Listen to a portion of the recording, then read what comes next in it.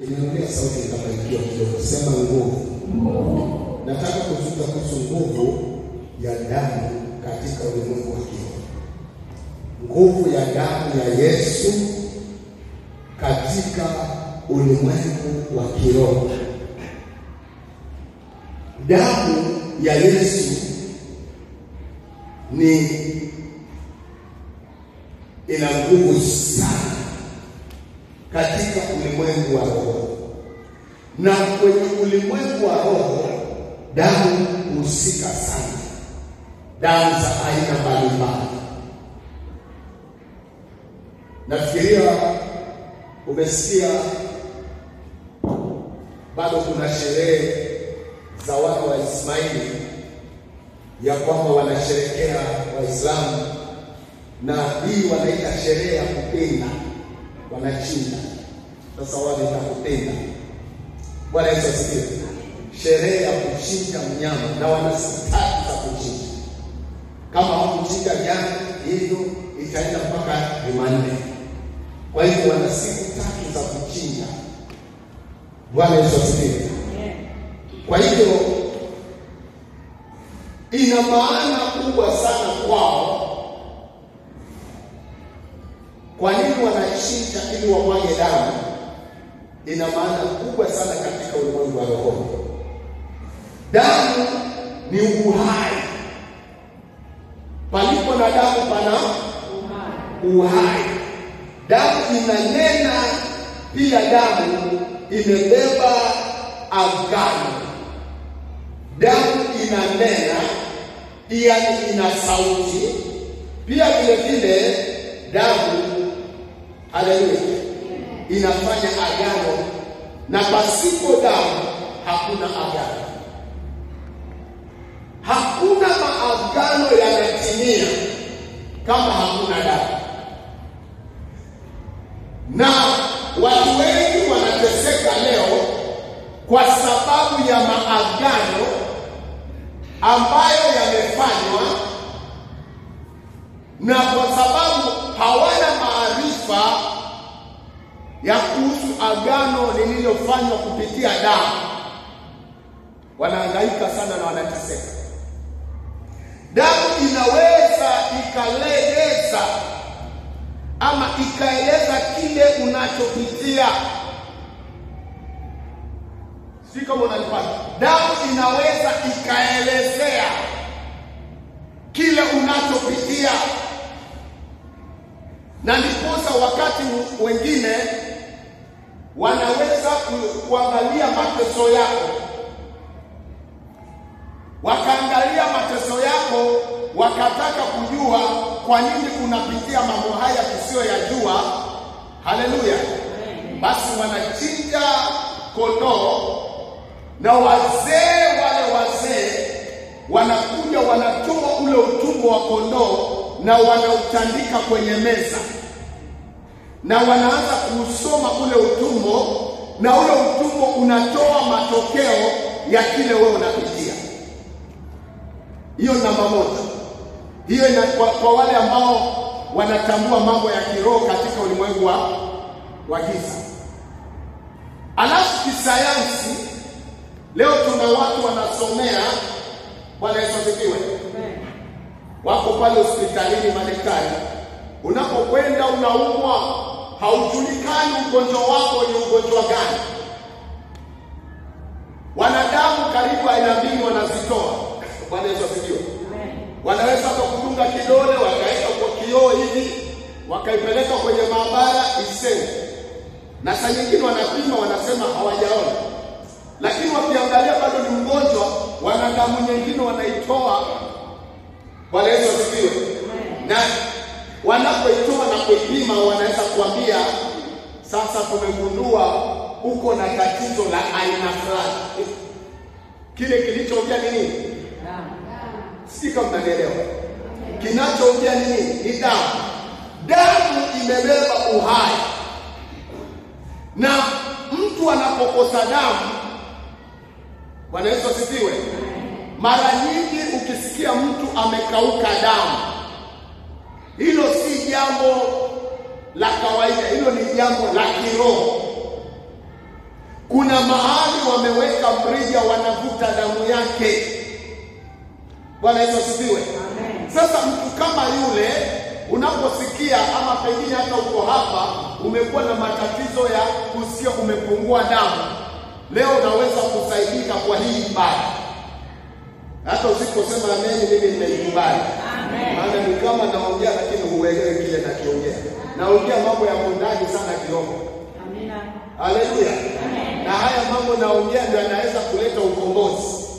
Na ndiposa ibada hii nimesema inaweza kuwa ibada ya ukombozi, si mambo ya kuombewa na kuanguka chini na kuinuka, lakini ufahamu ukikombolewa hata wewe utajikuta unajikomboa.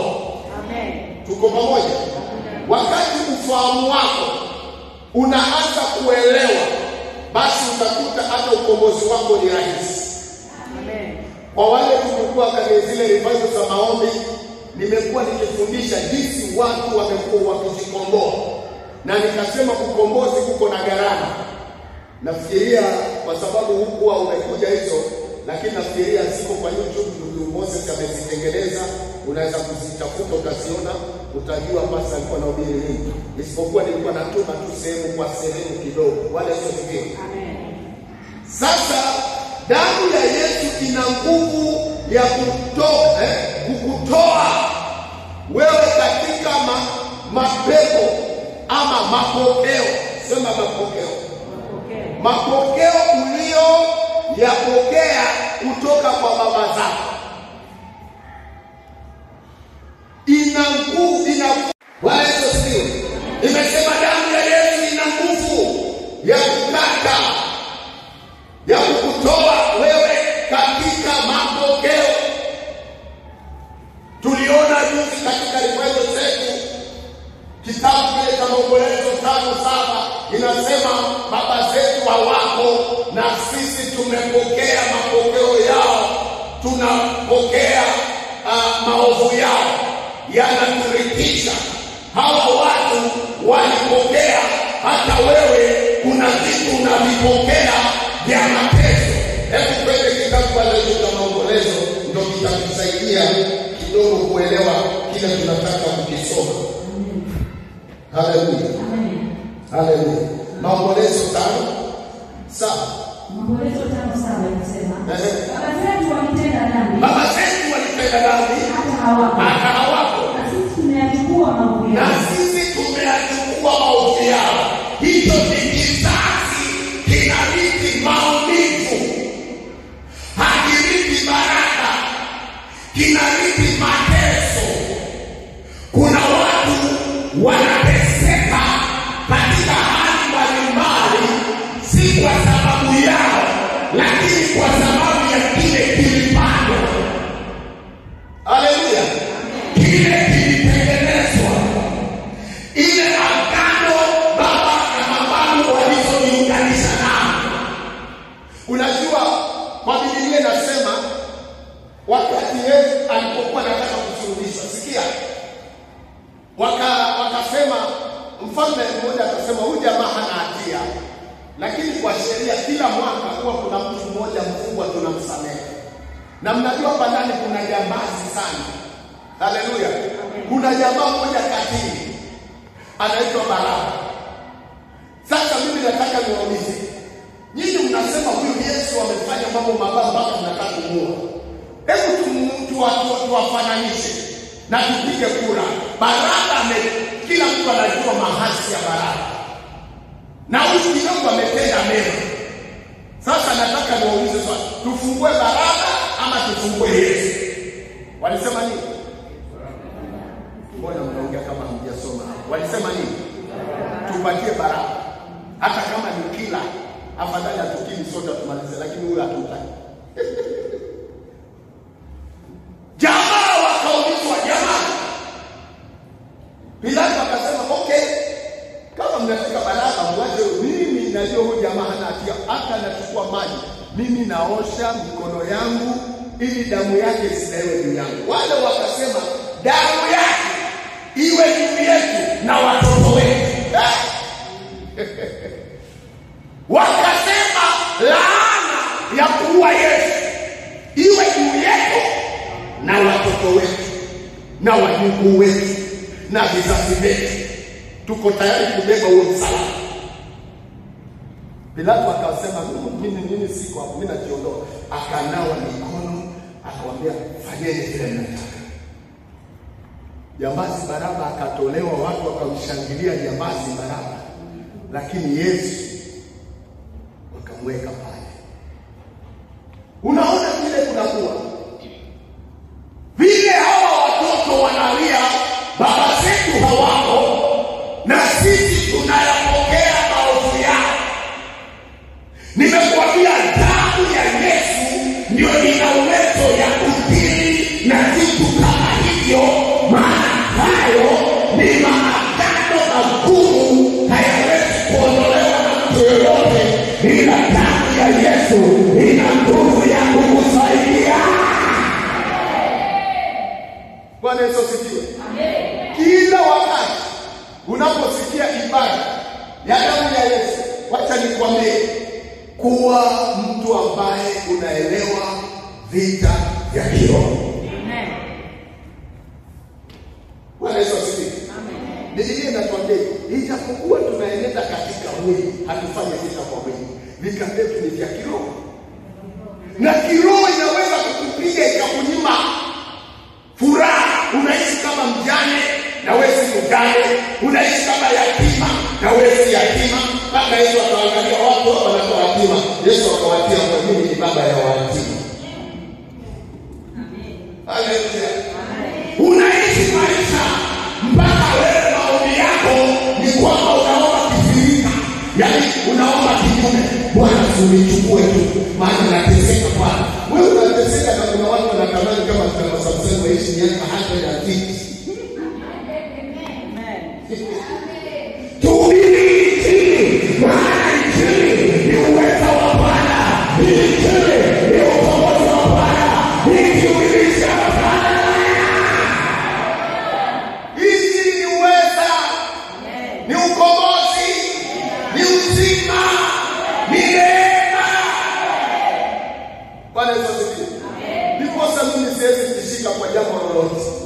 Kwa sababu najua aliyeniita. Bwana Yesu asifiwe. Sitashiki kwa kitu chochote. Kwa sababu najua aliyeniita ni mwaminifu. Amen. Bwana Yesu asifiwe. Bwana asifiwe. Wakati mwingine tunaweza hata jambo na watu wanataka kujua kumwambia hapana, hebu tuingilieni tu.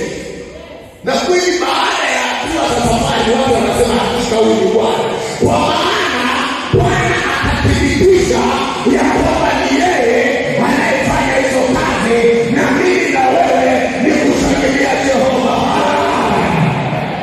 Ambia mtu wa kuacha kufa moyo kwa kile unapitia.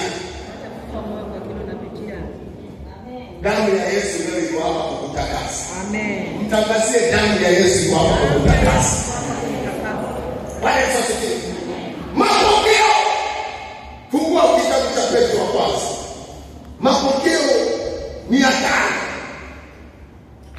Leo unaweza kujua siri kwa nini. Nani wafahamu kwamba mlikombolewa si kwa vitu vya haribikavu. Unafahamu ya kwamba mlikombolewa si kwa vitu vinavyoharibika. Kuna vitu vinaharibika. Unakombolewa na mbuzi, hapo kiaga siku 3 imeoza. Ukikombolewa na paka bado siku 3 inaoza. Haleluya. Amen. Sasa tunakombolewa na vitu ambavyo haviharibiki. Endelea. Kwa fedha au dhahabu. Iwe ni kwa fedha ama dhahabu. Mpate kutoka katika mwenendo. Mpate kutoka katika mwenendo. Wenu usiofaa mliopokea kwa baba zenu. Wenu usiofaa mliopokea kutoka kwa baba zenu. Hiyo ndio kweli. Amen. Kuna vitu ambavyo unaweza ukanyang'anya nacho, lakini ni mapokeo ulipokea. Halo?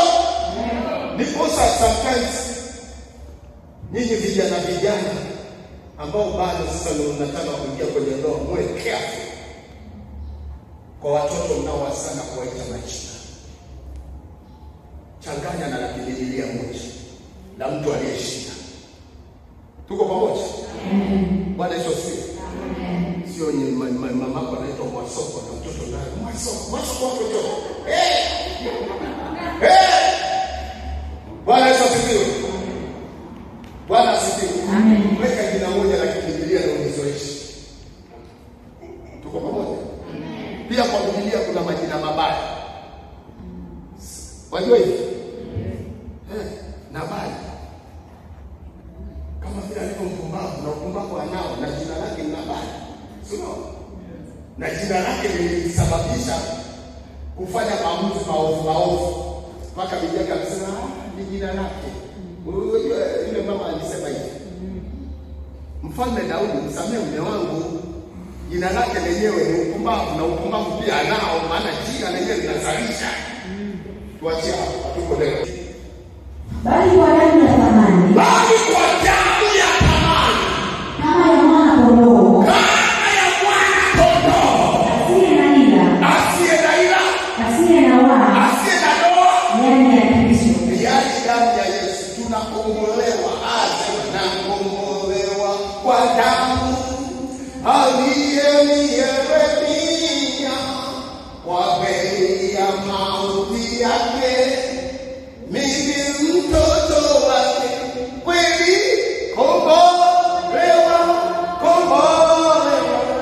na kombolewa na damu yake. Kombolewa mimi mwana wake. Haleluya. Maandiko yanasema hatukukombolewa kwa vitu vinavyoharibika kama fedha na dhahabu. Tunakombolewa kwa damu ya thamani. Nataka leo unaposhiriki hii damu usishiriki kawaida. Changanya na imani. Kuna vitu vinanitesa, kuna ndoto zinanitesa, ndoto za kupigwa. Haleluya. Bwana Yesu asifiwe. Kuna vitu ambavyo mpendwa ni changamoto. Unaomba haviondoki. Sasa tunahitaji uwe na akili ya kiroho na ufahamu wa kiungu wa kudili na vitu kama hivi. Amen. Unasema Bwana, nashiriki mkate na damu. Kuna hii roho ya urithi inayonitesa. Usiku lazima nyanyangu anitembelee na alikufa miaka 20. Unajua kuna watu walikufa lakini yeye anakutembelea. Na siku nyingine hata unaambia mamako, kuna mama wanakuja wako watoto namuona ananishika hivi. Mama anakuuliza anakaaje? Unamweleza mrefu mwembamba kwa hivi akiangalia na kufanya anamuuliza mamako mwenyewe anakudhibitishia ni mamake na alikufa miaka mingi. Bwana Yesu. Amen. Bwana asifiwe. Amen. Zaidi hizi ndoto huwa zina ukweli fulani. Nakumbuka siku moja tulikuwa tunapitia kipindi kigumu cha chakula hamna nyumbani. Na sisi tukaamka kwa nyumba hatuna kitu. Tuko mimi na mke wangu na mamangu tumeketi tumeacha jiko maji yanachemka na hatujui asubuhi tunakula nini twende shambani. Alafu asubuhi hiyo unajua kule tunamka mapema 12 ndio tusikie kale kabalini tukuje kachai tuingie shambani. Sasa hiyo tukiwa tumekaa tunahuzunika leo naangalia waifu wangu naangalia baadaye naangalia watoto nasema leo keleleruka. Haleluya. Kidogo tusikia tu asubuhi mama mmoja wajua kwetu kuna mlima mpaka tutafika nje hapa hivi. Hodi. Haleluya. Kwanza ametoka kwa kupanda mlima. Kwanza alikuwa ametoka mara moja. Kwa hiyo tunashuka kuna mlima kwanza unashuka ndio ufike kwetu tuende down kule. Haleluya. Sasa ameshuka mama. Ule mama amekuja kama nabii. Ningekuwa ni leo sikosema ni nabii. Sasa wakati ulikuwa tuliokoka tulio nabii. Bwana Yesu asifiwe. Amen. Akaja akapiga hodi karibu. Hodi mpaka karibu akatukuta tumeketi. Akasema nimetumwa na ujumbe. Akamwambia mamangu sasa. Mume wako alinitembelea jana na baba alikufa miaka mingi. Mume wako alinitembelea akaniambia ninateseka kama chakula na pesa zake ziko kwa msale kwa mwanangu mwende mkadai. Mama akaniambia bwana kwa sina umesikia nini? Joka songo. Haleluya. Na nikapata Nikaenda, nikifika nakutana na mzee, namwambia tumetuma una deni la baba. Kuna baba ametokea na baba amesema usipotoa jioni wakujia na baba. Wakaja kasema ni kweli anadai ni kweli tatu. Lakini sasa niko na 1,000 nikamwambia leta hizo utakuja unasikia na baba. Haleluya, akatoa. Sasa una watu wanaheshimu maiti. Unajua kuna vitu viko kweli. Mstari wa 19. Sikia. Bali kwa damu ya thamani. Bali kwa damu ya thamani kama ya mwana kondoo asiye na ila, asiye na waa, yani ya Kristo. Kuna ajabu ya Yesu inakomboa mapokeo. Sema leo kila mapokeo. Hapa tuko kwenye vitu tuko kwenye vitu, yani tuko kwenye kazi maalum ya kukusaidia utoke hapo. Sema mapokeo. Ya kila aina niliyoyapokea kutoka kwa baba zangu, leo hayo mapokeo yakaondoke kwa damu ya Yesu, kwa damu ya Yesu, kwa damu ya Yesu, katika jina la kupokea Musa.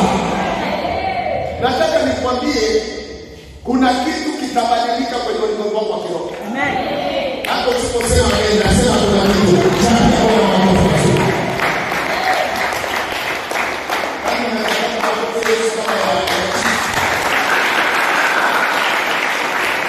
Bwana Yesu asifiwe. Amen. Kuna damu inayotangaza. Bwana Yesu asifiwe. Kuna damu. Damu imebeba ukombozi, maana ulimwengu. Bwana Yesu asifiwe. Amen.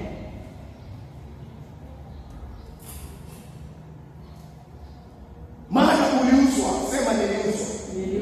Bure na wazazi wangu na mababu zangu na majanja zangu. Kuna vitu ambao ulipigwa bei hapo wako.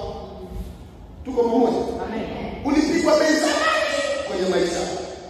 Sasa unaishi maisha mengine, nimekuambia unajaribu na hivi kwa sababu wana wa Mungu wanapokosa ufahamu wanazunguka kwa nzima. Mambo ni vizuri, kazi yangu mimi naona biashara yangu ni vizuri. Unatafuta kamganga wa kiroho, maana wewe sio kwa mganga, sio kwa manabii. Hapa hata waliasi kwenye makanisa na wachungaji wao. Sasa anakaa kwa nyumba, sasa wewe unajipeleka hapa, anakuombea, anakutemea mate, anakuombea, anakuwekelea mikono. Sasa ukitoka unafikiri umepona, kumbe ulienda kwa tatizo ila tatizo. Maana mtu yoyote aliye na huduma, nataka nikusaidie kidogo. Mtu yoyote aliye na huduma na amekosana na baba yake wa kiroho katika ulimwengu wa rohoni, anaondoka na huduma yake ikiwa haina baraka, imebeba laana. Na wewe kwa sababu utambui, shida zinakupeleka. Yaani wacha nikwambie, shida inaweza ikakuingiza kwenye shida. Ambia neighbor, shida inaweza kukuingiza kwenye shida. Ni kama hujanielewa, sema shida inaweza kuniingiza kwenye shida. Bwana Yesu asifiwe. Shida, Salome nisaidia kwenye kidogo. Shida inaweza ikakuingiza kwenye shida. Maana ulikuwa unajaribu kutafuta msaada mahali hapana msaada. Tuko pamoja? Ndiposa nataka nikwambie mafundisho ni mazuri. Hata ukiwa kwa hii kazi, ukisema unapotoka ndio umekata kupotoka. Ndio. Kweli si kweli? Kweli. Nimekosa Mungu kwa hiyo kanisa. Kwa nini? Maana wewe uko na mapokeo ya baba zako. Sasa si shida si kanisa, ni shida hauna ufahamu. Biblia inasema ya kwamba, haleluya. Biblia inasema nini? Inasema hivi, ya kwamba watu wangu wanaangamizwa. Wanafanya nini? Wanaangamizwa. Kwa nini? Kwa sababu wamekosa maarifa. Na kwa sababu wewe umekataa maarifa, na mimi nakukataa usiwe kwangu kuhani. Kinachokula watu ni kwa sababu hawana maarifa. Sasa wanafikiria sasa siku hizi ndio nimeenda kanisa powerful. Maana watu hakuna leo sana kasi wakiingia saa 3 asubuhi wanatoka saa 12. Hapa kwetu ikifika saa 7 unaanza kuangalia saa. Chunguzi. Yao wanatoka saa 12, hata sasa hivi wanatoka saa 2 ya usiku. Wanashinda na wengine ukutana nao kama sababu hata wameshinda wakirukishwa kwenye mchanga. Wengine wameanguka wamejichanganya hata ukutana nao huwezi jua huyu ni pepo ni binadamu. Wamuulize umetoka church. Bwana asifiwe. Bwana asifiwe. Amen. Nakumbuka tulikuwa na kanisa yetu pale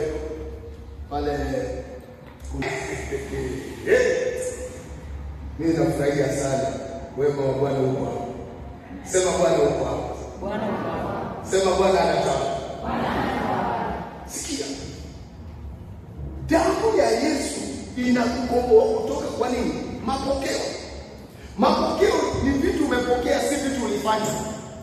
Nisikize vizuri. Na kwa maneno mengine Isaya anasema umepigwa bei. Kitu kilichopigwa bei wake kinaitwa kimeuzwa, si ndio? Amen. Hebu nisome Isaya 52 mstari wa 3. Isaya 52 mstari wa 3. Nasema nini? Amen. Isaya 52:3. Maana Bwana anasema hivi. Maana Bwana anasema. Bwana. Kabisa nani anasema? Bwana anasema nini? Anasema hivi. Endelea. Mniuzwa bure. Mniuzwa bure. Nani mtakombolewa bila fedha? Nani mtakombolewa bila fedha?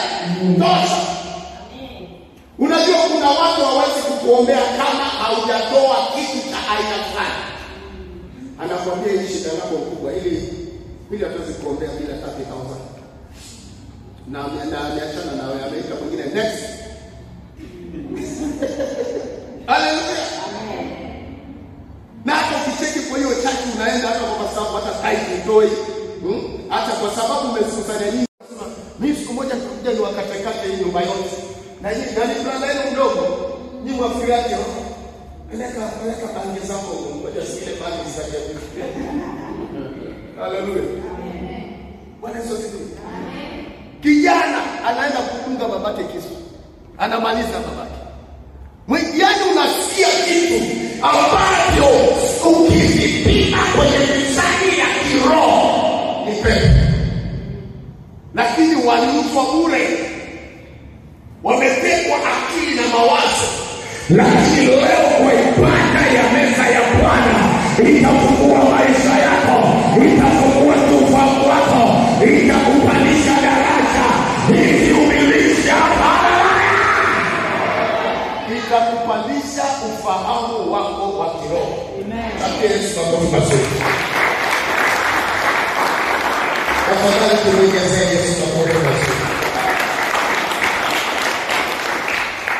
Kitabu cha Waebrania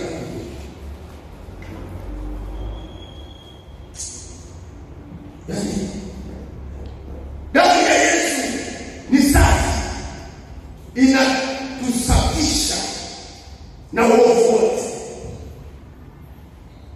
Sema kila uovu ulio juu ya maisha yako kupitia damu ya Yesu unaenda kuondoka kwenye maisha yako katika jina la Yesu.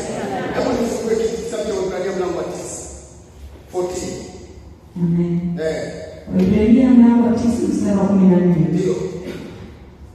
Basi si zaidi damu yake ya Kristo ambaye kwa roho wa milele alijitoa nafsi yake kwa Mungu kuwa sadaka isiwe na mawaa, itasafishwa dhambi zenu, itawasafisha dhamira zenu na matendo ya maovu. Haleluya. Mpate kumwabudu Mungu aliye jamani, mpate kumwabudu Mungu aliye hebu ongea kwa sauti, Mungu aliye kumbe damu ya Yesu ina nguvu ya kufanya ufanye ibada kwa Mungu aliye hai, si kwa miungu. Haleluya. Aya anasema sikia. Basi si zaidi damu yake Kristo ambaye kwamba kwa roho wa milele alijitoa nafsi yake kwa Mungu kuwa sadaka isafishayo na dhamiri zenu na matendo mufu, mpate kumwabudu Mungu katika matendo mufu, matendo yaliyokufa. Mpate kumwabudu Mungu aliye hai. Kumbe damu inaweza ikafanya ibada ndani yako, ibada upate kibali mbele za Bwana kwa damu ya Yesu. Tangaza sasa kwenye ulimwengu, sema damu ya Yesu, sema damu ya Yesu ikanisafishe siku ya leo, nipate kibali, nifanye ibada kwa Mungu aliye hai. Chapia ya Mungu aliye hai, makofi mazuri. Chapia ya Mungu aliye hai, makofi mazuri. Mwambie mwenzako, sijui na habari unamwabudu Mungu aliye hai. Unajua kuna watu wanaabudu ng'ombe, siko unajua. Wengine wanaabudu nyoka, wengine wanaabudu kasanamu. Bwana Yesu asifiwe. Amen. Lakini sisi tunamwabudu Mungu aliye hai kupitia damu ya Yesu Kristo. Amen. Iko na power. Naongea nguvu ya damu ya Yesu. Amen. Iko na power. Naongea nguvu ya damu ya Yesu Kristo. Amen. Hii damu ukianza kuijua, kuitumia vizuri, sometimes wanangu unaweza kusikia kuna hali usielewe. Kuna hali usielewe. Kuwa kuhani kwenye maisha yako. Chukua mkate, chukua na kinywaji cha divai, chukua neno la Mungu lisome. Baba, usiku ule nitoa mkate ukaubariki. Kama hapo sasa, hati damu isiyo na mawaa inayotusafisha ili tupate kumwabudu Mungu aliye hai. Nachukua neno kama hilo na unainua ile mkate. Bwana, mwili wangu usikie vizuri, lakini hii nimeshika ni mwili wako, na Biblia imeniambia kwa mapigo yako mimi nimepata kupona, katika Isaiah 53:6 nimepona. Na leo sasa Bwana, ninapokula hii mimi ninapona, naondoa udhaifu wa kila aina ndani yangu. Alafu unachukua nini? Unachukua damu, unainua hichi ni kikombe cha damu iliyomwagika msalabani, na hii damu ikanisafia ondoleo la dhambi. Hii damu ikanisamehe na ikanisafisha ili nipate kumwabudu Mungu aliye hai. Alafu nakunywa ile damu. Alafu kimaliza unamwambia tu Mungu asante kwa kuniponya. Yaani tunapona kwa imani. Amen. Sikujisikia. Na ghafla shetani ameshtuka mtoto. Lazima mapepo tokee kwa haraka. Hiyo blood amekunywa itawaangamiza haraka. Mapepo yanakuachilia na unaona. Na unatembea unaamka asubuhi kwa fresh. Lakini unashasikia kama kidogo baadaye. Sikia kidogo conference ile ya majina ya madao unajua kama daktari na wewe si daktari. Haleluya. Sisemi kunywa dawa ni dhambi. Lakini sometimes wewe ufanya vitu vya kiroho. Amen. Hata ukienda hospitali kwanza unaomba hapa katika jina la Yesu. Sisikii vizuri. Hata kama naenda kwa daktari, mimi najua ni daktari hawezi akaniponya, anayeponya ni wewe. Yeye anatibu tu na ni hekima umempatia, na mimi atanipatia vidonge vitanisaidia, lakini bado nakutegemea wewe kwa uponyaji. Amen. Bwana Yesu asifiwe. Amen. Sema basi na kufundisha basi 17. Kwa maana agano la urithi lina nguvu, palipotukia kuwa kufa kwa mtu, kwa kuwa halina nguvu kabisa akiwa yu hai yeye aliyefanya. Kila agano kuna kitu kimekufa. Kila agano ni kutesa, lazima kuna kitu kimekufa. Sijui una habari, kuna agano la kutesa, kuna watu wameua ng'ombe 5. Wakabwaga ng'ombe ya kwanza, ya pili, ya tena si ng'ombe kilo 400, kilo 500. Na sasa unaenda hapo na ng'ombe yako kilo 2. Hey! Bwana asifiwe. Amen. Bwana asifiwe. Amen. Hilo Hilo ni agano limekorogewa, misingi yake iko ndani ngome. Lakini maandiko yanasema katika Wakorintho, maana ijapokuwa tunaenenda katika mwili, hatufanyi vita kwa jinsi ya mwili, maana silaha za vita zetu zinaweza katika Mungu hata kuangusha ngome. Haya, kila ngome iliyo juu yangu haitanitawala mimi na watoto wangu. Leo natangaza kila ngome. Haya, ngome inakuwewe peke yako ndio una power ya kuishinda ngome. Sio watu wameivunja, huwezi kuvunja. Wewe kuvunjia watu wanapenda ngome. Empeleka maombi kwa boma leo, alafu waambie watu tumekuja kuvunja madhabahu. Wanakugeuka wote.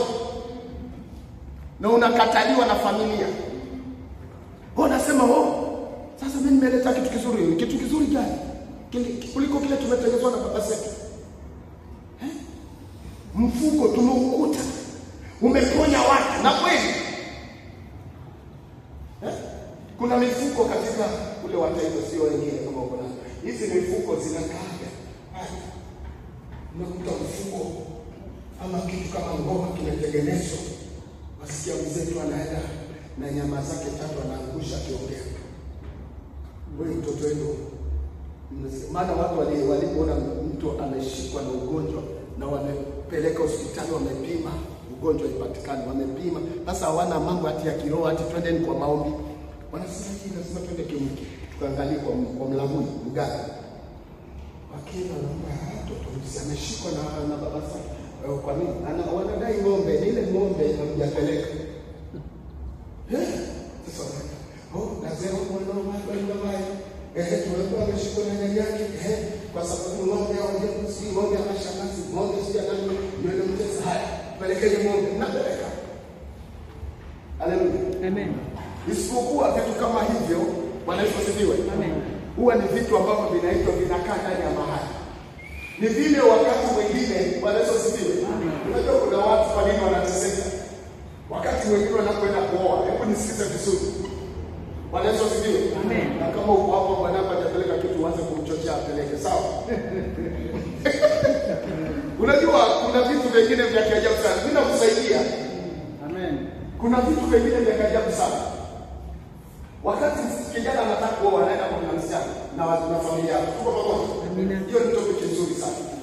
Sasa wanapofika kwa ile family, kijana sasa hata anaenda nje, wale wazee wanaongea, alafu kijana anaitwa watakuwa unakisaka, anasema unajua sina pesa, nimekuja na kati ya usafiri.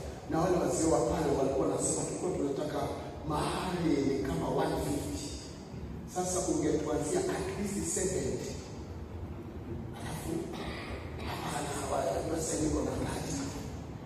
Haya, ile kati wakisema tukiondoa pesa za China nyama imebaki 10,000. Kwa hivyo sasa unalipa 10,000 zingine utaleta tukikenda kaleta, alafu tushaingia kwa nyumba sio utamu ule sasa ni kuzaa.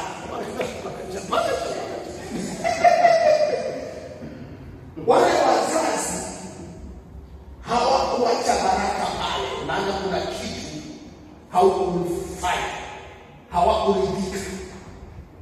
Tuko pamoja? Amen. Na kueleza mambo ya kiroho ya kanisa. Ya kanisa. Bwana Yesu asifiwe. Amen. Bwana Yesu asifiwe. Amen. Haleluya. Amen. Sasa unakuta tayari shida zingine zinakuja kwenye maisha yetu. Kwa sababu hatuna ufahamu. Bwana Yesu asifiwe. Amen. Fahamu. Nataka nikwambie. Sasa hivi hata ukikuta ukiwa na bibi mzuri anakusumbua, tusipeleke kitu kwetu. Wewe unapasika kama sijui utatua utapeleka kwa nini? Haleluya. Unakuwa peleka wewe fanya nini bwana, hata kidogo peleka. Usikae mpaka hata watoto wengine sasa wanaanza kuolewa, ndio unasikia habari ya mtoto hapa kula inaenda hiyo. Watoto wanaanza kulipia mali. Unajua kuna hizo design. Watoto wanalipa mali. Maana dada alipokwenda kabisa. Akarudi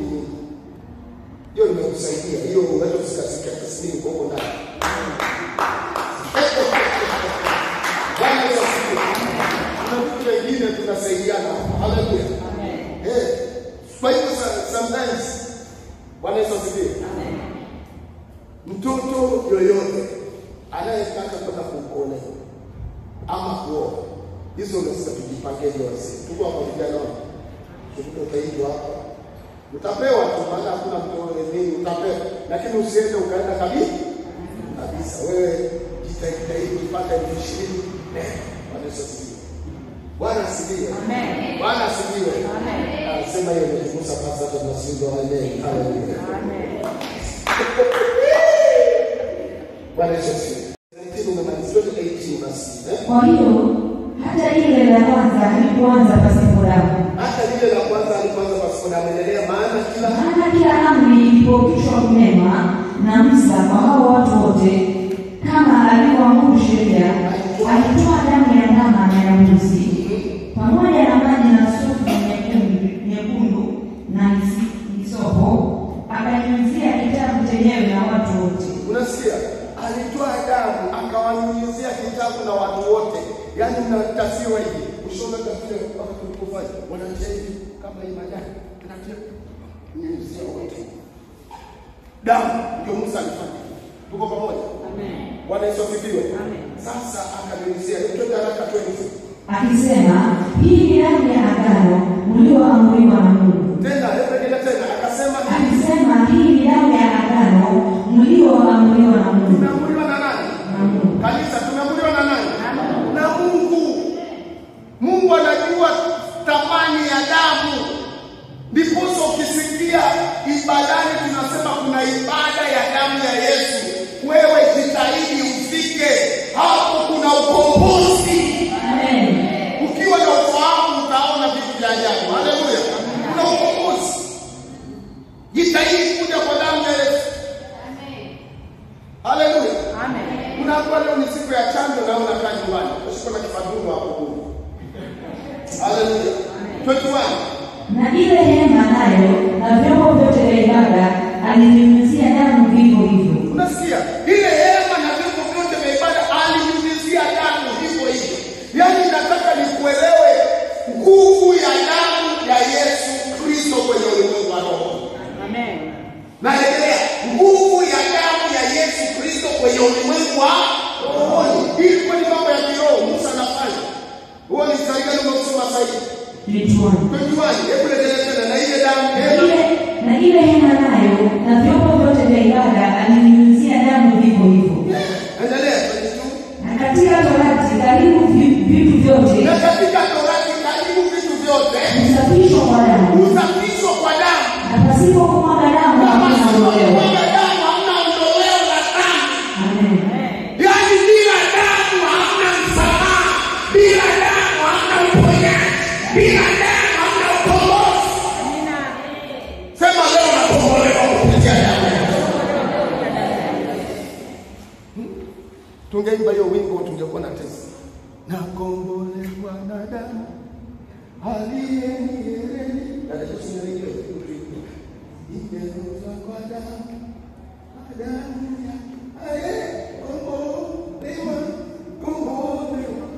nakombolewa. Hata mmoja mnaijua. Nakombolewa na damu yake. Kombolewa. Mimi mwana wake. Nasafishwa kwa damu aliyenihurumia kwa bei ya mauti yake. Mimi mwana wake kweli. Kombolewa na kombolewa kwa damu yake. Kombolewa. Mimi mwana wake. Wacha nikwambie mpendwa, sometimes hebu elewa, kuna nyimbo zingine kama hizi za tenzi, kwa ni nyimbo za kiroho na zinaweza leta uponyaji hata ukiwa mgonjwa. Tuko pamoja? Amen. Unaweza kuwa ni mgonjwa na unaoimba kilio na kombolewa kwa damu. Yaani roho wa Mungu anashuka na anakukomboa. Amen. Maana umeingia in the spirit, umeingia kwenye ulimwengu wa roho. Na vitu kapigana ndio ulimwengu wa roho. Haleluya. Amen. Bwana Yesu asifiwe. Amen. Bwana Yesu asifiwe. Damu ya Yesu inatangaza ukombozi. Kitabu cha Waefeso 1:17. Damu ya Yesu inatangaza nini? Ukombozi. Sema kwa damu ya Yesu. Sema kwa damu ya Yesu. Mimi nakombolewa. Sema siku ya leo ninatangaza kwenye ulimwengu wa rohoni, nitakombolewa kupitia hiyo damu. Sikia 7 inasema katika yeye huyo kwa damu yake tunao ukombozi wetu, msamaha wa dhambi sawasawa na wingi wa neema yake. Soma ndio. Katika yeye huyo kwa damu yake tunao ukombozi wetu, msamaha wa dhambi sawasawa na wingi wa neema yake. Haleluya. Sikia, katika yeye nani? Huyo Yesu. Tunao ukombozi katika yeye. Damu ya Yesu inavuta maagano. Damu ya Yesu inaleta maagano. Damu ya Yesu inavuta kila agano. Agano lolote lililouzwa ndani yako, leo natangaza kila agano lililouzwa leo likaondoke kwenye maisha yako. Bwana Yesu asifiwe. Damu ya Yesu. Soma tena dada. Katika yeye huyo Yesu, kwa damu yake tunao ukombozi wetu, msamaha ya dhambi tunasamehewa dhambi sawasawa na wingi wa neema yake. Sawasawa na wingi wa neema iliyo ndani ya Kristo Yesu. Amen. Sema nina ukombozi wa damu. Nina ukombozi wa damu. Natakaswa dhambi zangu. Sio shida zangu, ila damu yake Yesu. Nasema hakuna kabisa bali dawa ya makosa ya kutusafisha, ila damu yake Yesu. Leo lazima utoke hapo umekombolewa. Leo lazima utoke hapo umepoa. Leo lazima utoke hapo umewekwa huru. Kuna vitu leo vitaanguka kwenye maisha yako. Hivi umelisharia. Kuna vitu vimening'inia. Hatima zako.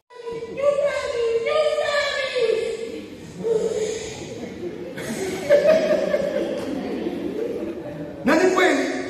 Lakini kuona unabii si kutoa. Kutoa ni hekima kama hii sasa umepokea. Amen. Haleluya. Kukabiliana na vita ni hii hekima ambayo unaipokea. Huwezi kupigana vita kama huna mbinu za kupigana vita. Amen. Tuko pamoja? Amen. Ndipo maandiko yanasema katika Hosea, watu wangu wanaangamizwa kwa sababu ya kosa nini? Maarifa. Haisemi hata umekosa silaha. Haisemi umekosa vita nini, nguvu za maarifa. Lazima uwe na maarifa ya kiroho. Elewa, kuna vitu, kuna mtu anakwenda kwa muziki, mkono yake anakata mti, na mtu unakatika kama panga. Wewe unachukua shoko unakata siku nzima na unachoka na iacha itarudia kesho. Bwana Yesu asifiwe. Amen. Ulimwengu wa roho una vitu vingine vigumu sana. Familia nyingi zina madhabahu tofauti. Kama unakuta kama yenyewe walikuwa nakula hiyo mbingu sasa. Unaona sasa kuna shida, sio? Sasa wewe unastahili ujue, sio hata ukimbie nyuma. Jua siri ya wewe kushinda ni damu ya Yesu. Amen. Naomba unisaidie hii ongea hapo. Secret. Biblia inasema hata Musa alifanya akanyunyizia vitu, maana pasipo hiyo damu, haleluya, hakukuwa na nini? Ukombozi. Asante, karibu ni hapo na mlete hiyo damu. Waefeso 1, sikia vile inasema. Waefeso 1 inasema nini? Ule mstari wa 7, ati katika yeye huyo kwa damu yake tunao ukombozi wetu. Sema ukombozi wetu. Na msamaha wa dhambi sawasawa na wingi wa neema yake. Tunao ukombozi, tunao msamaha. Tunazo baraka. Tuko na baraka za kipekee. Ndiposa unaweza kufikiria hii ibada kama hii ni ibada kawaida. Hii si kawaida, hii ni ukombozi wa familia, ukombozi wa mtu, uponyaji wa mtu. Madhabahu mabaya yamekutesa. Leo lazima uamini by faith, by tanda. Hallelujah. Mungu amenguruma wa kushukia kukomboe. Amen. Akutoe katika hilo uliloweka. Amen. Tuko pamoja? Amen. Bwana Yesu asifiwe. Napenda kufundisha. Madhabahu haina uhai kama hakuna damu. inaweza kuwa na uhai kama hakuna damu. Mtu akiisha damu kwenye maisha yake, mauti inamkodolea macho. Bwana Yesu asifiwe. Mauti inamkodolea macho. Damu hiyo inapatia mwili uhai. Ukisikia mtu ameisha damu, kuna kisa huwa nakipenda kukisimulia hapa kanisa. Kulikuwa na dada mmoja alikuwa anawekwa damu hapa moyo, akienda baada ya siku kadhaa anarudi, damu imeisha. Hata malizi wiki, damu inatoka kutoka 9 mpaka 1. Mpaka nauliza umekujaje? Nimetembea. Akaambiwa nenda kwa Pastor muombe. Ilibidi nitangaze meza ya Bwana kwa ajili yake. Na meza ya Bwana nilipoitangaza Jumapili, Jumamosi akawa mgonjwa ghafla. Akifikishwa hospitali, anaambiwa leo uko na nusu point. Hata si point moja. Na wakaambiwa kwenye banki yetu ya hospitali hakuna damu. Na wao wataka damu ya haraka. Mimi nikaendesha ibada kama ilipomaliza, nikauliza na yule dada fulani yuko wapi? Ndio nikaambiwa jana nizidiwa, nipelekwa hata ambulance huko. Kabla mtongo nikachukua damu hii na mkate. Nikaenda naye. Chukua mikate 5 na damu. Nilipoenda nikamkuta mume wake anasikitika, ananiambia pasa, tushukuru kwa maombi, lakini hali ya mama leo imekuwa mbaya sana. Na huko kwa baadhi wametuambia hatuna pesa, tunayo lakini damu. Sasa tumekuwa tafuta mtu mwenye damu. Group yake sini. Nikamwambia mimi nimekuja na damu. Sasa kama hiyo group yake, naambia group ni hiyo group leo ndio itapatikana. Haleluya. Amen. Nimekuja na group ya damu. Sasa wakangojea. Bwana Yesu asifiwe. Wakaona tunafungua group hapo ndani. Basi nikatoa mkate, chukua baba. Mami chukua mami. Alafu nikatoa chupa ile ya maji, katia kwa kikombe. Nilikuwa tumebeba vikombe. Kaweka. Kasema baba, mama hana damu. Nami nimekuja. Madaktari wamefanya sehemu yao. Hii ni sehemu yangu ambayo Mungu ameniteua. Nataka damu irudi ndani ya kichwa changu. Asubuhi walikuja kupima kipimo. Wakija hiki kipimo, sio anatikisa, sio wanajua wenyewe. Akasema hii sisi hatuelewi, hatuelewi. Nikamuuliza nini? Imeisha kabisa. Akamwambia hapana, anataka kupunguzwe damu. Nini kisha?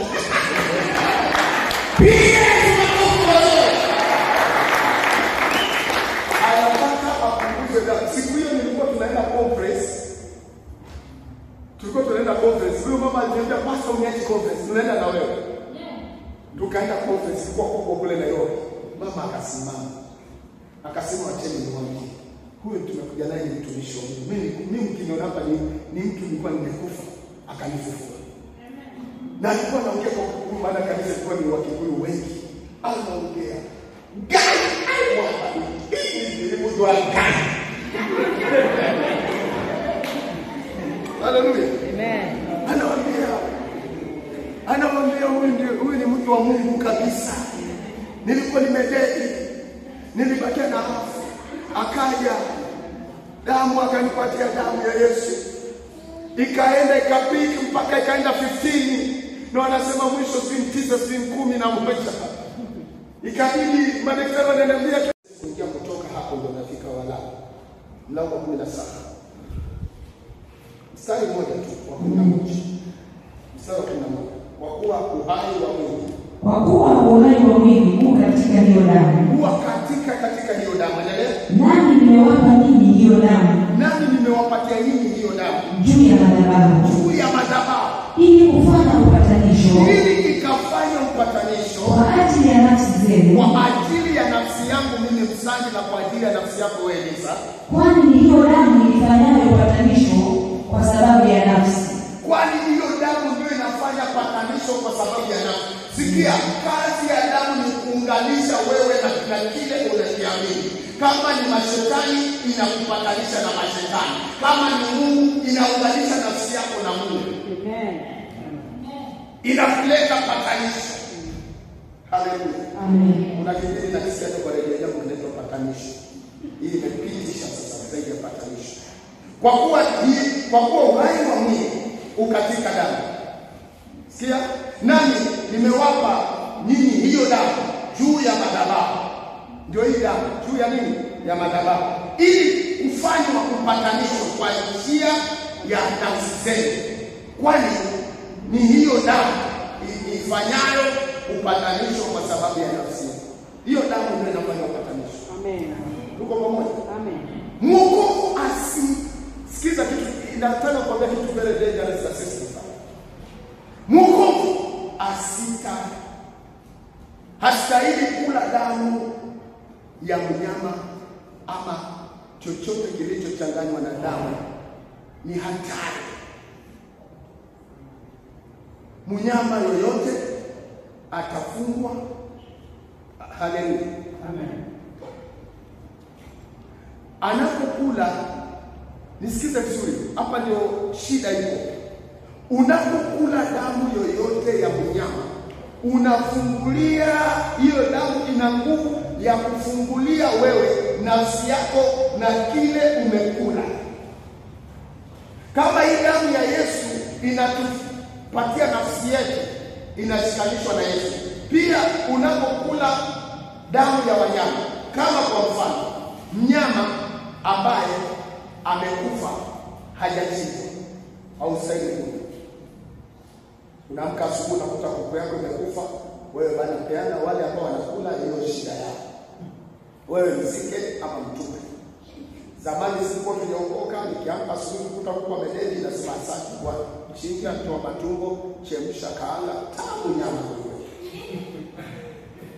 Bwana Yesu asifiwe. Bwana asifiwe. Amen. Sasa hivi kukuta hiyo waachana na mbuzi yako ikidedi, waachana na. Ukiona hata kuku yako inasinzia na uniangalia ni kama inakuuliza uko tayari kuishi ama unaniende, chukua kisu haraka, chinja ukule, utakula ukiwa uko sawa. Usipochinja kisha dedi wewe tupa, ulichelewa kuchinja. Tuko pamoja? Amen. Utakuonyesha madhara yake. Maana mimi nakufundisha, lazima pia uonyeshe madhara kwa nini usile hizo vitu. Maana kila damu iko na uhai. Damu za wanyama inatumika sana katika madhabahu za giza. Tuko pamoja? Amen. Damu za wanyama zinatumika sana kwenye madhabahu za nini? Za giza. Ndipo ukienda kwa mganga anakwambia leta kuku nyeusi, ile yake damu tu kutingisha tu wewe. Chinja, anaangusha pale kwa madhabahu, nyama ni yake atakula. Wewe yako inapokuwa hapo ni damu tu. Sawa? Bwana Yesu asifiwe. Amen. Ukila damu itafungulia vita katika ulimwengu wa kiroho. Sikia. Ukila damu, kuna vitu aina mbili. Wakati kumeshindwa mnamo, kuna ile damu inamwaika, wengine wanaweka sufuria. Tuko pamoja? Wale watu wa dunia alafu wanakatia nyama za gosi kule hapo. Kwa mwelewa. Sio ati unasema sasa damu ikali hiyo nyama itakudumu kwenye ulimwengu wa kiroho. Yaani utakuwa umeipatanisha nafsi yake na kuzimu. Sawa? Simetuambia kwa nini inatufasirisha hiyo si ndio? Yosi. Hebu nisome hiyo walai tena labda waelewe 17. Mambo ya Walawi 17:11. Kwa kuwa uhai wa mwili katika hiyo damu. Kwa kuwa uhai wa mwili katika hiyo damu. Nami nimewapa nyinyi hiyo damu juu ya madhabahu. Nimewapatia hiyo damu juu ya madhabahu ili kufanya upatanisho kwa ajili ya nafsi zenu. Kufanya upatanisho kwa ajili ya nafsi zenu. Kwani ni hiyo damu ifanyayo upatanisho kwa sababu ya nafsi. Unasikia? Ni hiyo damu inafanya upatanisho na nafsi. Nafsi ndio ni uhai. Nafsi ndio hiyo nafsi yako. Nafsi yako, ngoja nikwambie kitu. Ukisikia mtu tunamfanyia deliverance, alafu tunaanza kuoji, wewe ni nani? Nafsi yake ndio inaongea.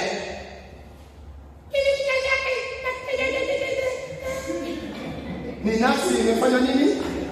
Imekamatwa. Hata akiamka unazamuuliza ulikuwa unaongea nini, anakuambia sijui, maana nafsi yake ilikuwa imefanya nini? Imekamata.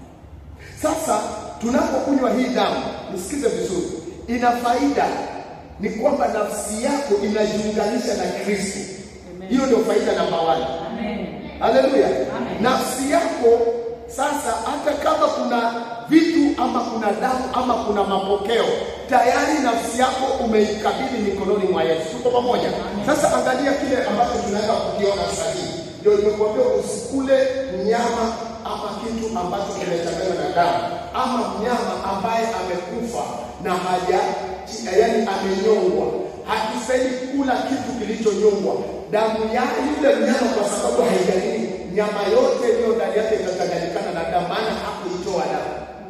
Tuko pamoja? Amen. Haya. Mambo ya